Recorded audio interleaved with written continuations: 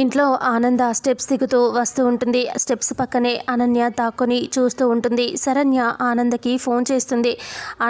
ఆనంద phone lift చేసి అమ్మ శరణ్య అని అంటే అత్తయ్య గారు అని మాట్లాడుతూ ఉంటే నువ్వు ఫ్రెష్ అప్ అయి ఉండు, నీకోసం నేను భోజనం తీసుకొస్తాను అని ఆనంద చెప్తుంది. చెప్పేసరికి సరే అత్తయ్య గారు అని ఏంటో ఆనందతో శరణ్య ఫోన్ పెట్టేస్తుంది.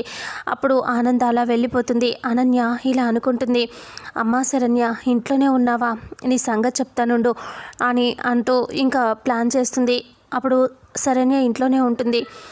అనన్య ఫోన్లో మాటలు విన్న తర్వాత కన్ఫర్మ్ చేసుకుంటుంది కదా.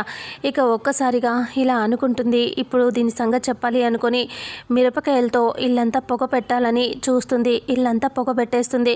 ఇంకా ఆ ఘాటుకి ఇల్లంతా పొగకి అందరూ బయటికి పరిగెత్తుకొని వచ్చేస్తారు. అందరూ దగ్గుతూ ఉంటారు. ఇక శరణ్య లోపలే ఉంటుంది. తనకు కూడా దగ్గు వచ్చేస్తుంది. ఇక అప్పుడు ఆనంద ఇలా అంటుంది, నాన్న రోహిత్ ఏంటి ఈ పొగ అంటే నాకు అదే అర్థం కావట్లేదు పిన్ని అని రోహిత్ అంటాడు. అందరూ బయటికి వచ్చేస్తారు. అప్పుడు అనన్య అంటుంది, అందరూ బయటికి వచ్చారా లేదా, ఎవరైనా ఉండిపోయారో చూడండి అని అంటూ ఇలా చెప్తుంది. శరణ్య లోపలే ఉంటుంది.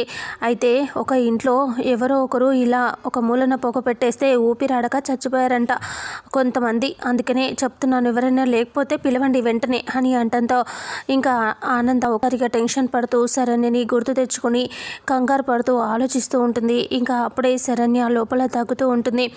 ఆనంద శరణ్యని ఎలా కాపాడుతుంది, అసలు ఏం జరుగుతుంది, శరణ్య ఇంట్లోనే ఉందన్న విషయం అందరికీ తెలిసిపోతుందా లేదా అనేది రాబోయే నెక్స్ట్ ఫుల్ ఎపిసోడ్లో తెలుసుకుందాం.